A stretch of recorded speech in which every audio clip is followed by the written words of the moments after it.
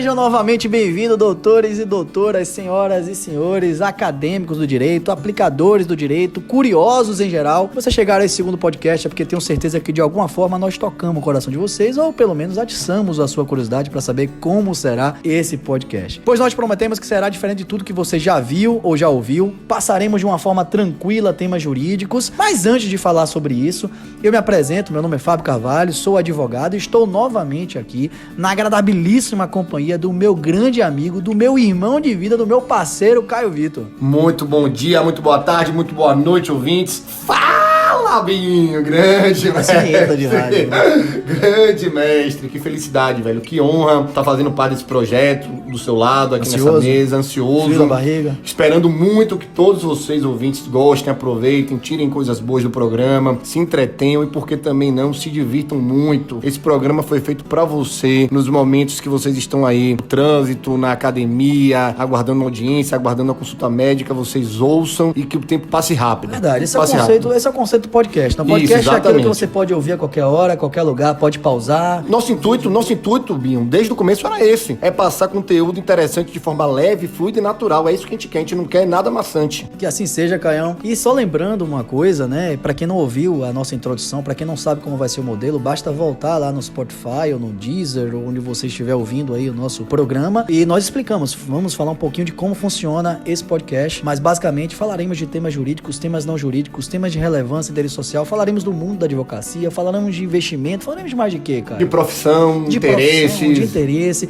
Estamos abertos também a sugestões de temas. Você, concurseiro, que tá querendo aí seguir algum tipo de carreira, a gente vai trazer o profissional para poder dar um exemplo de como é que funciona. Teremos participação especial no próximo programa. Já teremos. Surpresa. Por enquanto. Então são 20 a 30 minutinhos de uma resenha descontraída, mas cheia de conteúdo, e tenho certeza que quando terminar vai ficar aquele gostinho de quero mais. E para inaugurar o debate, o tema desse primeiríssimo podcast é aquele que caiu como uma bomba nesse mês de agosto. Foi um aplicativo recém-lançado pelo Tribunal de Justiça do Estado da Bahia, em parceria com a Coordenação dos Juizados Especiais, o COJ. Quem fez o lançamento lá foi o doutor, o coordenador do juizado, o juiz Paulo Chinô. Ele foi uma criação da Bahia que promete que qualquer cidadão possa elaborar o seu próprio termo de queixa em 5 minutos. Além disso, o queixa cidadão. É o queixa cidadão, exatamente. O mais interessante é que ele faz a queixa, distribui automaticamente a queixa e, ao terminar, ele já sai de lá com o número do processo e a data da audiência e o local da audiência. E o principal, sem advogado. Exatamente, sem advogado. Isso é muito importante falar. Então ele não se promete que faz o termo de queixa, né? Ele faz a distribuição automática, não precisa mais buscar o balcão da justiça para fazer isso.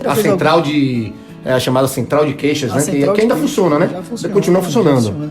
Mas me diga uma coisa, Caião, segundo a informação que lemos nos jornais, esse aplicativo, através de uma inteligência artificial, através de um assistente virtual, promete que o cidadão faça a queixa em até 5 minutos. Alguma vez na vida você já fez um termo de queixa em 5 minutos? Nunca. Nem eu. Nunca fiz. Mas é um termo polêmico, né? É polêmico em todos os grupos que eu participo, de WhatsApp, né, de directs de Instagram. Quando anunciou o aplicativo, não se fala de outra coisa. Quando foi o lançamento, exatamente? O lançamento aconteceu lá no dia 20 de agosto, lá no Fórum Regional dos Juizados Especiais da Bahia, que fica no Emboí. Parece que teve um ato dos advogados no dia seguinte. Como é que teve um ato dos advogados para poder reclamar. Contra, por favor, reclamando? Não, foi contra. Foi sob a liderança da Comissão de Juizados Especiais do OAB. Eles se reuniram, foram no fórum, fizeram um ato. É complicado, é uma situação em que você tem uma disputa aí, né? Uma disputa entre a classe cidadã, naquela necessidade de se entrar com a ação sem precisar do advogado formar o acesso ao judiciário, e do outro lado os advogados. Os advogados que tecnicamente são as pessoas mais capacitadas para fazer essa ligação entre cidadão e judiciário. Conhecimento técnico, né? Mas antes de falar do prós e do contra, eu já até queria chamar, o que me chamou a atenção nesse aplicativo foi a tecnologia aplicada, né? É realmente inovadora. É completamente diferente de tudo aquilo que eu já vi, e também é diferente daquele outro aplicativo que nós utilizamos no dia a dia, que é o TJBA Cidadão, que é aquele aplicativo que apenas fazemos consultas, né, processuais. Esse aplicativo diferente é o Queixa Cidadã, não é isso o nome? Ele usa uma inteligência artificial, ele faz reconhecimento facial, tem assistente virtual para acompanhar passo a passo do termo de queixa, faz cálculo automático para revisão de fatura de consumo, faz juntada de documento. Eu achei, nesse aspecto, fantástico, cara. Tecnologicamente, ele é espetacular.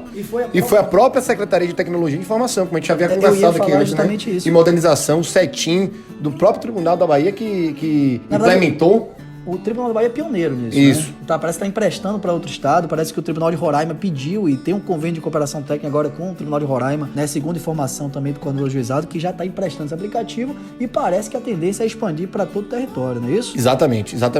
Mas vamos lá, Caio. Basicamente, em que consiste esse aplicativo? Para quem está nos ouvindo, como é que ele funciona? Fala aí pro pessoal o que é esse aplicativo chamado Queixa Cidadã. Resumindo, Binho, basicamente ele permite que qualquer pessoa, qualquer cidadão, de qualquer lugar, faça e valide sua queixa, bastando estar com o celular na mão. Seja iPhone, seja smartphone, seja Xiaomi, seja tablet, seja lá o que for. Xiaomi é o chinês, né? Chinês, né? Tá na moda. Basta o celular estar carregado, ele vai conseguir entrar... Tem que estar carregado. Tem que essa estar informação carregado. Tem que estar carregado, né? A tecnologia tá do jeito hoje que vai lá saber, né?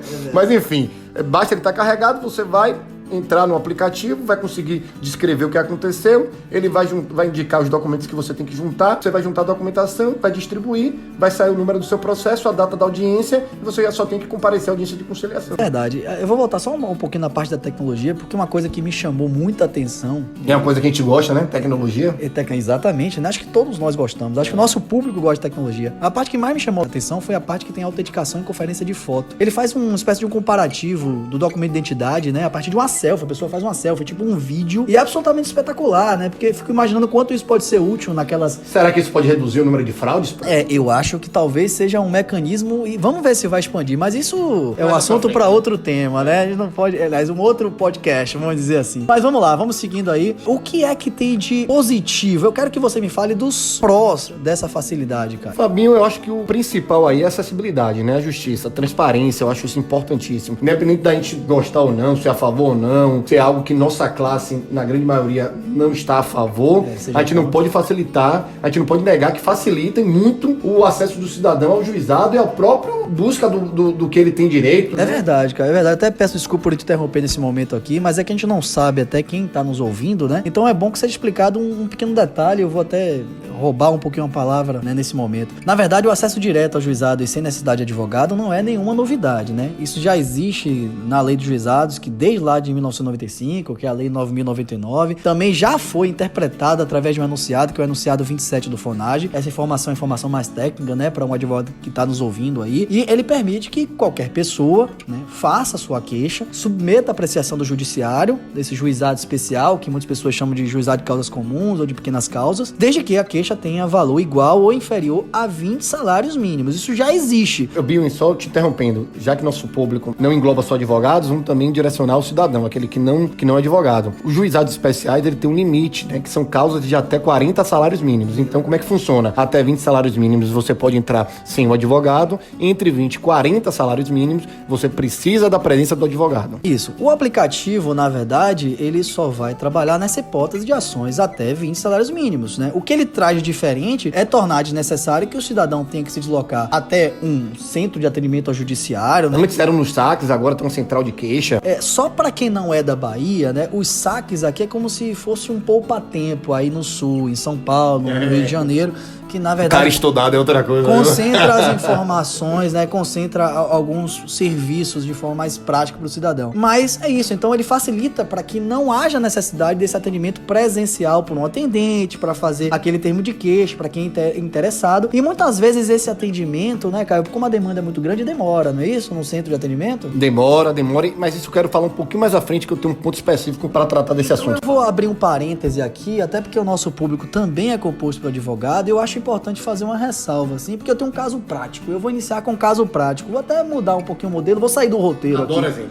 Uma determinada feita, uma pessoa lá, que depois passou a ser cliente do nosso escritório, ele foi acionado por uma dívida de condomínio, né? Só que essa dívida, contando o valor total, com os encargos, os juros de convenção condominial, passava de 20 salários mínimos e ela foi sozinha para todas as audiências e terminou que só teve prejuízo. Porque, na verdade, quando a lei exige, né, a assistência do advogado, ela até permite que a pessoa vá sozinha para audiência de conciliação. Inclusive, isso tá lá no enunciado 36, né? Novamente fala pro advogado. O enunciado 36 de FONAGE fala expressamente isso, que a necessidade de assistência do advogado, ela só é a partir da audiência de instrução. O grande problema disso é quando a audiência é marcada de forma una e os atos são concentrados. Porque se não tiver uma pessoa que entenda tecnicamente o que está acontecendo, o barato pode sair caro, não é isso? É o elemento surpresa da audiência, que a gente nunca sabe. É lá o que acontece, a apresentação de defesa, as provas, o testemunha, contraposto, a manifestação sobre documento, oitiva de testemunha. Então, manifestação de preliminares. Exatamente. Então, o que a lei está dizendo é que você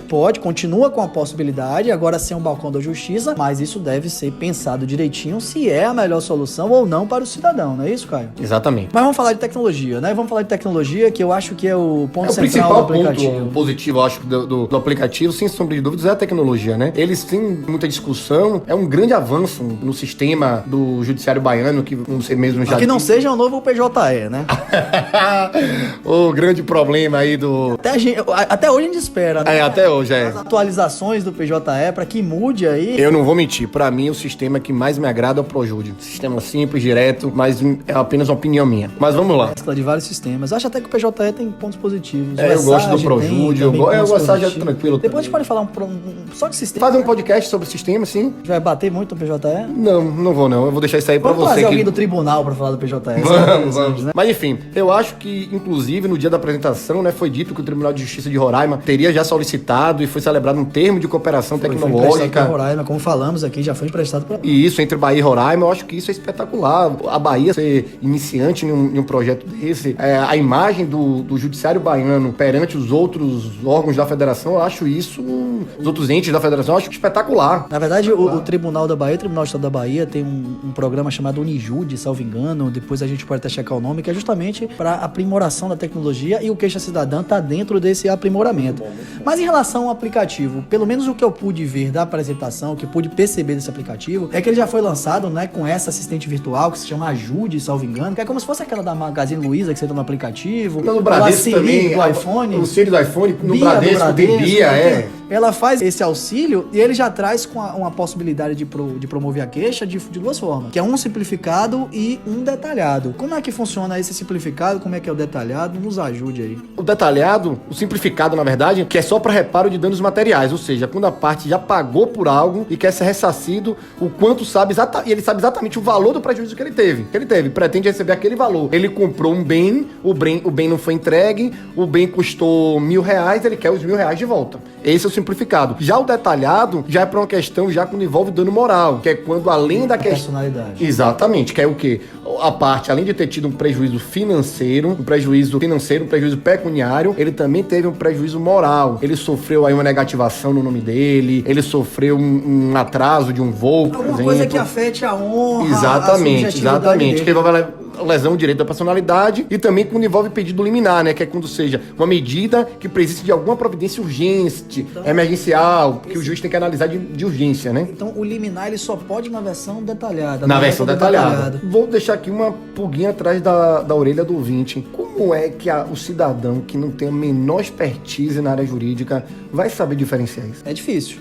Realmente é difícil. Eu acho que essa foi a maior queixa que foi feita lá no dia 21 pelos advogados. E já que já falou em pulguinha atrás da orelha, eu vou falar uma outra. Esse aplicativo simplesmente não tratou daquela outra esfera chamada de desvio produtivo, né? Que tá na moda. Que é o tempo que a pessoa perde, inclusive, pra tentar resolver um problema que às vezes fica pairando ali entre o dano material e o dano moral. A corrente que entende que é um dano material, a outra corrente jurídica que entende é o dano moral. Enfim, é difícil, mas ainda eu acho que o aplicativo pode ser desenvolvido. Só um detalhe, Fábio, pra gente esclarecer também, pra tentar tornar o podcast o mais completo possível em relação ao tema. Nessa fase inicial, o aplicativo vai funcionar só para relações de consumo, não vai caber para relações de causas comuns e também só para questões contra a Embasa. E depois, posteriormente, vai ser expandido, né, para questões da Coelba, que são respectivamente as empresas de fornecimento de água e luz aqui na Bahia. Voltando a falar da questão da tecnologia... Não, só para entender. Então, esse aplicativo hoje, ele não vai permitir que o cidadão, por exemplo, que se envolva num acidente de trânsito... Não. Aí ele vai continuar, caso ele não queira utilizar um advogado particular. Se a pessoa for negativada por um banco, já pode usar o aplicativo?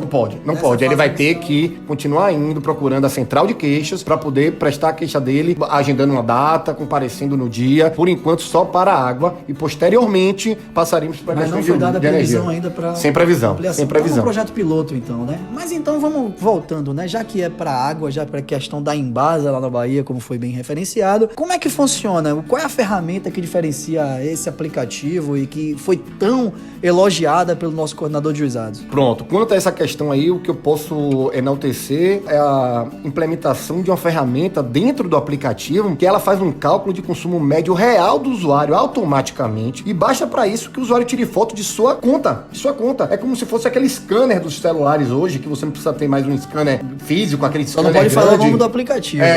Não vou falar o nome. O advogado sabe. Fazer mas propaganda eu não vou fazer, né? Agora não, né? Mas enfim, ele pega a conta de consumo dele, ele tira uma foto, a foto vai ser escaneada pelo aplicativo e já vai gerar para ele uma média de consumo real. Isso é espetacular. Quer dizer que é o próprio interessado que vai tirar foto das contas, juntar no processo. Isso não geraria um problema até de se o usuário às vezes tirar foto de um documento que faça prova contra ele mesmo? Vamos lá. Aí você já começou a entrar num... Minha função é te provocar. Aí você vai querer já entrar numa parte mais intrínseca da questão e que eu vou agora passar a fazer a minha opinião. Suas considerações. Minha opinião técnica. Vou sair da Eu quero parte que da você conte um tecnologia. caso prático pra gente. Vamos lá. Ó, eu particularmente olho com muito receio esse aplicativo lançado recentemente. Acho que é uma desconfiança geral de todos os E sim. Existem diversas formas da tecnologia, para mim, contribuir com o judiciário. Principalmente quando a gente fala em acesso à justiça. Os sistemas hoje são todos informatizados, inclusive vieram para isso, né? O advogado, o cidadão de sua casa, o seu celular, ele tem conhecimento quase que integral de tudo que está acontecendo no seu processo. Pode ser um processo que esteja na sua comarca, pode ser um processo que esteja em uma comarca de milhares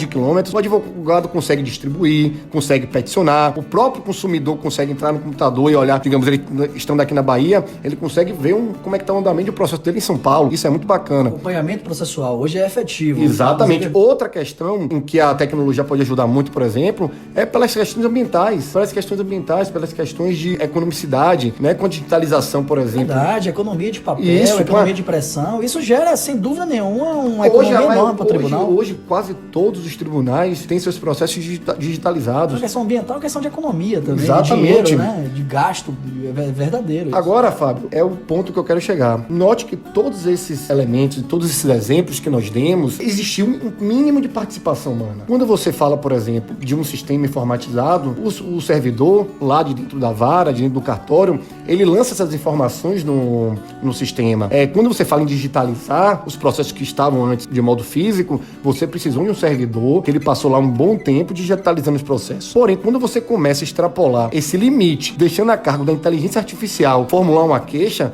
você acaba tirando desse processo inicial de formação da queixa um dos elementos principais de uma petição inicial, que é o sentimento. E esse sentimento, só quem vai conseguir colocar ali a gravidade, só quem vai fazer aquilo ali, quem vai conseguir buscar aquilo ali e botar no tópico dos fatos de uma petição inicial, é o advogado. Como é que uma inteligência artificial vai saber o que um corte indevido de energia causou uma mãe que tinha um filho doente na cama? É verdade. Isso é um problema sério mesmo. Eu acho que essa aferição, e nós que somos advogados podemos falar muito bem isso, às vezes quando a gente está em contato com um cliente que pede a documentação, e o cliente fala simplesmente qual a documentação que eu devo levar, a gente fala, me traga toda a documentação. A análise do que vai ser pertinente ou não é do advogado, é quem tem um conhecimento técnico de fazer isso, né, e tudo mais. Mas enfim, vamos seguindo. Bom, além disso, tudo que a gente tem falado, né, e a gente já falou isso sobre a questão do fator surpresa que tem na audiência e tal, tem uma questão também de prazo, né? A gente tava conversando sobre essa questão do aplicativo da queixa cidadã, parece que você teve um caso, né, que aconteceu numa audiência que foi surpreendido com um pedido contraposto, tava sendo essa... Conta pra gente, porque é importante você falar, porque a gente não tá falando só pro advogado, né? A gente tá falando também pros curiosos que querem saber. Pro cidadão até optar se ele quer ou não custear o valor de um advogado e pretende entrar sozinho, ou se ele acha que o risco, dependendo do que ele ouça aqui, vale a pena. Isso é importante também. Mas conta esse caso, como é que foi? Eu vou colocar tudo num panorama geral. Eu vou assumir que eu sou muito radical em relação a qualquer possibilidade do cidadão ingressar na justiça sem o acompanhamento do advogado. Eu espero que eu não seja apedrejado por isso, mas eu vou explicar por quê. Eu concordo. Você sabe muito bem que eu sou muito crítico em relação, muito embora eu respeite, saiba da questão constitucional, saiba a questão da lei, a questão do justo postulante, que não é só nos juizados, né? Tem também na Justiça do Trabalho, que é minha, faço atuação. Mas eu sou muito crítico em relação a isso, você sabe em relação a isso. Exatamente, o que é que acontece? Eu acho que se for por questões financeiras do cidadão, a Defensoria Pública está aí para isso. A Defensoria Pública está aí para isso. Um trabalho belíssimo. Exatamente, e nesse caso... E pode assessorar nos juizados, inclusive. Pode, sem problema nenhum. E nesse caso, para mim, não é ser parcial. Eu falo isso para o bem do próprio cidadão. Eu vivo, você bem sabe, Fábio, nos fóruns, nos juizados, nos tribunais. O advogado barriga de balcão, né? Isso, e haja barriga, porque agora eu tô precisando emagrecer, viu? Tô precisando emagrecer, mas enfim. Eu vivo nos fóruns e já me deparei com diversas situações, Fábio, em que eu presenciei pessoas sem saber onde ir, como agir, uma audiência. É como você estava falando, toda audiência pode surgir um elemento surpresa. Em toda audiência pode surgir um elemento surpresa. O cidadão sozinho, ele não vai conseguir lidar com aquilo ali. Só até um parêntese. Na verdade, também foi dito que isso seria até uma questão de dar celeridade aos procedimentos de juizado. Eu entendo que, na verdade, isso vai terminar atrasando, porque vai aumentar a demanda. Sim. Afinal de contas, qualquer pessoa com aplicativo, para qualquer assunto, acha talvez que tem... Futuramente, né? Porque agora não. Não, a partir do aplicativo... Completo. Qualquer pessoa com o celular na mão pode se submeter, até porque se a pessoa perder nos juizados especiais, não tem condenação em honorários. Então ele entra no risco, no fator risco, isso já existe. Sim. Mas além disso, o que eu queria dizer, na verdade, é que essas pessoas que submetem, elas terminam indo ao juizado para buscar informações. E quantas vezes nós, né, que já, você principalmente militante, que está lá na barriga no balcão, às vezes tem que esperar vários minutos porque o servidor, de uma forma muito atenciosa, muito educada, tenta explicar para o cidadão uma situação que para ele não é tão simples, né? Não consegue entender por que uma parte não foi citada, por que uma parte não foi intimada. Às vezes perdeu um prazo. Por que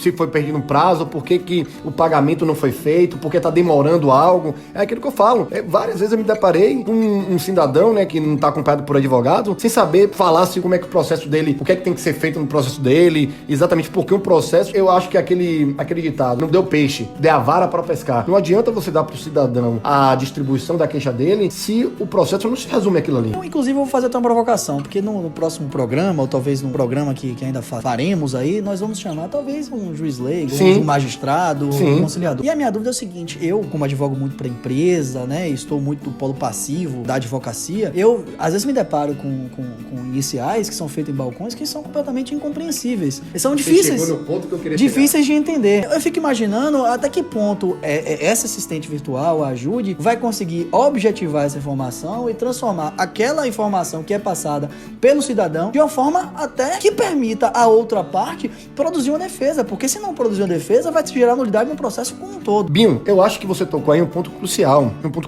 Voltando a falar das centrais de queixa, a demanda que chega a elas é altíssima.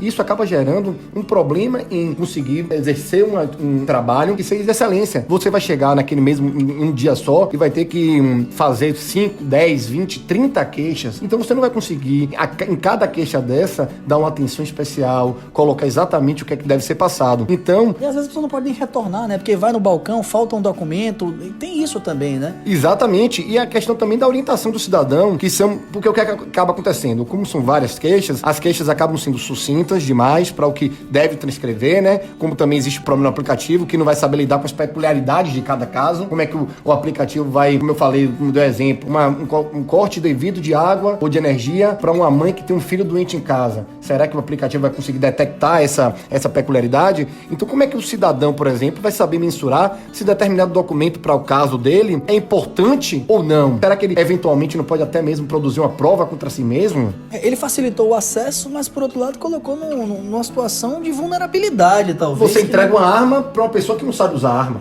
Gostei da analogia, mas é mais ou menos por aí. Eu criei agora mesmo. E gostei também muito. Mas é verdade, né? A verdade é que nós advogados recebemos o aplicativo com essa desconfiança, né? Só o tempo vai nos dizer. Você me pediu, desculpe, eu tinha esquecido de falar, você me perguntou do exemplo. Eu poderia aqui te dar milhões, né? Mas eu vou dar dois exemplos muito claros que mostram o receio que eu tenho quanto a isso. Diversas vezes eu tô no fórum, vejo situações e acaba que você, como advogado, como ser humano, não consegue ficar inerte a algumas situações que você presencia. Uma vez, por exemplo, Binho, eu tava aguardando ser chamado para uma audiência e a parte não sabia o que fazer porque a ré não tinha sido citada, A conciliadora na maior boa vontade, orientando, e eu curioso, né? Deixa eu dar uma olhadinha nesse processo. Quando eu fui olhar o processo, eu percebi que ela havia colocado no polo passivo da demanda apenas o emissor do boleto da empresa que estava cobrando ela ilegalmente, mas não tinha indicado a própria empresa que havia cobrado ilegalmente, que havia negativado o nome dela.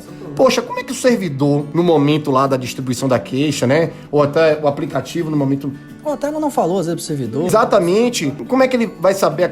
Isso acaba trazendo trabalho, inclusive, dos próprios servidores, do conciliador, do juiz leigo. Tem que funcionar verdadeiramente como advogado naquele momento. Porque a conciliadora estava lá explicando para ela e eu também ajudando. Então, o que era para beneficiar acaba prejudicando. E acaba perdendo tempo, né? Aquela questão da celeridade cai por terra. Não tem mais o que se fazer. Um outro exemplo claro, né? Que aconteceu isso aí, a parte me procurou. Há poucos meses eu fui procurado por um locador de imóvel que havia dado entrada em uma queixa de cobrança de aluguéis e cobrança de multa, né, por quebra contratual, pela entrega antecipada do imóvel, que havia recebido uma ameaça de um advogado da outra parte, do locatário, dizendo que a multa contratual, quem deveria pagar era ele, e não o cliente dela. E eu fui analisar o processo. Quando eu fui analisar, eu percebi que ele não tinha juntado no processo o simples e-mail em que o locatário havia pedido para devolver o imóvel antes do tempo. A prova da devolução. A prova principal para ser gerada a multa contratual. Muito relevante que às vezes a parte não sabe que tem que ser juntado. Ou seja, os prejuízos causados por essa tentativa desenfreada de celeridade acaba a longo prazo caindo na conta do próprio cidadão.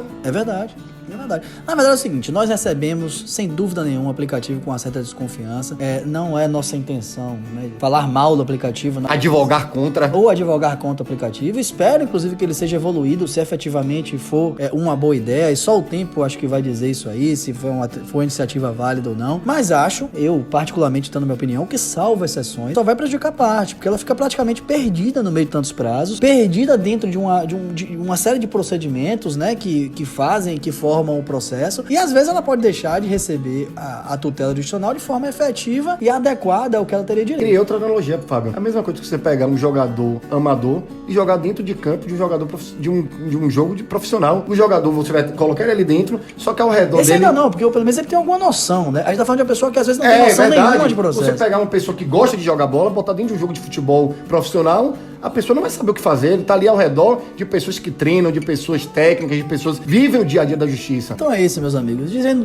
que os prós aí, a implementação da tecnologia, principalmente o reconhecimento facial, a questão da economia de papel, a questão da sustentabilidade, a economia de dinheiro pro tribunal, né? A possibilidade do cidadão agora não perder tempo em filas nos balcões judiciários, etc e tal, mas tem também todos os aspectos negativos que correspondem a essa impossibilidade de você ter uma pessoa técnica do seu lado que possa produzir e analisar a sua defesa. Realiza uma análise subjetiva sobre a questão. Exato, e às vezes até para terminar, às vezes um cidadão pode pedir uma restituição de um valor de forma simples, que poderia ser feita em dobro se tivesse acompanhado por um advogado. Então, às vezes, realmente aquele barato vai sair caro. Não é isso, mas estamos estourando nosso tempo. A gente vai passar o nosso próximo podcast. Por favor, sigam a gente nas redes sociais, opinem. Se vocês tiverem algum comentário, a gente pode voltar ao assunto num futuro próximo. Comentem nosso Instagram. Nosso Instagram é a ferramenta para vocês ficarem com o canal direto com a gente. Então, se gostaram, vão lá e elogiem. Se não gostarem de algo, vão lá e comentem, sigam, divulguem, façam o nosso podcast rodar aí os grupos de WhatsApp. É o pedido que a gente faz a vocês, tá bom? Então é isso, pessoal. Até o próximo podcast. Agradeço a presença de todos vocês. Repliquem e, por favor, avaliem. Um abraço e até a próxima. Um abraço a todos, até a próxima.